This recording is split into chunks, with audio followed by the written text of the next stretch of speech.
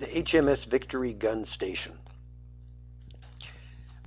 This is a very typical layout of two gun positions that would be on one of the sides of a ship like the HMS Victory, or really any of the other ships of the line that had multiple gun decks.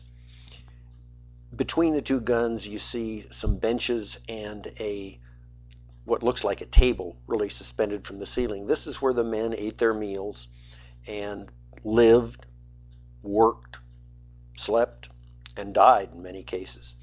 It's hard to believe the amount of noise and the stench of firing these guns in battle when literally the sailors were right next to the muzzle when they went off, and the black powder fumes would blow back into the ship. The noise must have been deafening.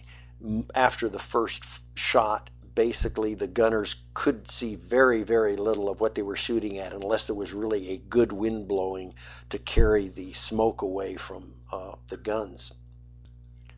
Although I didn't do it on this particular model, the bulkheads or the walls of the English sailing ships were generally painted a bright blood red.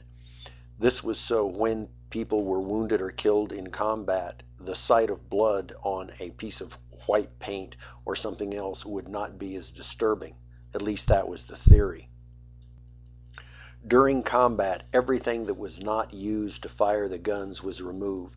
So during combat, the tables and the benches and all that would have been taken below decks and stored in the hold, completely out of the way. Also, although you can't see it here, when going into combat, usually the ships would take all of their boats and either just cast them over the side or put them on ropes and drag them along behind them. That was because if one of these boats happened to be hit by a round shot, it created a tremendous amount of splinters. And splinters really were what killed most of the men in combat on these ships.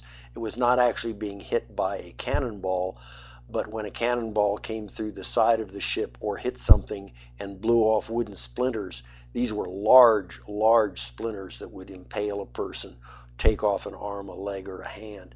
It's a very brutal business.